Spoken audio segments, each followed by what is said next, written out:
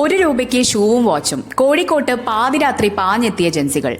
വിചിത്രമായ വാഗ്ദാനങ്ങൾ നൽകി ജനങ്ങളെ തെരുവിൽ തല്ലിച്ചതയ്ക്കുന്ന അവസ്ഥയിലേക്ക് എത്തിച്ച് കോഴിക്കോട്ടെ ട്രെൻഡ് ഫാക്ടറി. 1 രൂപയ്ക്ക് 100 ഷോവും പിന്നാലെ 100 വാച്ചും നൽകുമെന്ന സോഷ്യൽ മീഡിയ പരസ്യം വിശ്വസിച്ച് പാതിരാത്രി മുതൽ നഗരത്തിൽ തടിച്ചുകൂടിയ 100 കണക്കിന് യുവാക്കൾ ഒടുവിൽ പോലീസിന്റെ ലാത്തിയടിയേറ്റ് ചിതറിയോടി. വൈക്കം മുഹമ്മദ് ബഷീർ റോഡിലെ കടയ്ക്ക് മുന്നിൽ പുലർച്ചെ മുതൽ തമ്പടിച്ച ജൻസി കുട്ടികൾക്ക് ഒടുവിൽ നിരാശയും മർദ്ദനവും മാത്രമാണ് മിച്ചം. അശാസ്ത്രീയമായ പരസ്യം വഴി നഗരത്തിൽ വൻ ക്രമസമാധാന പ്രശ്നമുണ്ടാക്കിയ കടയുടമകളെ പോലീസ് കസ്റ്റഡിയിലെടുത്തു. പഴയ 1 രൂപയുടെ നോട്ടുമായി എത്തുന്നവർക്ക് ആദ്യം 100 ഷൂവുകളും തുടർന്ന് 100 വാച്ചുകളും നൽകുമെന്നായിരുന്നു ഉടമകളുടെ പ്രഖ്യാപനം. ഇതറിഞ്ഞ് പുലർച്ചെ 3 മണി മുതൽ തന്നെ വിദ്യാർത്ഥികൾ ഉൾപ്പെടെയുള്ള വലിയൊരു സംഘം കടയ്ക്ക് മുന്നിൽ തടിച്ചുകൂടി. രാവിലെ 10 മണിക്ക് ഓഫർ തുടങ്ങുമെന്നായിരുന്നു പരസ്യമെങ്കിലും നേരത്തെ എത്തിയവർക്ക് പുലർച്ചെ തന്നെ ഓഫർ നൽകി തീർത്തുവെന്ന ഉടമകളുടെ വാദം കാത്തുനിന്നവരെ പ്രകോപിപ്പിച്ചു.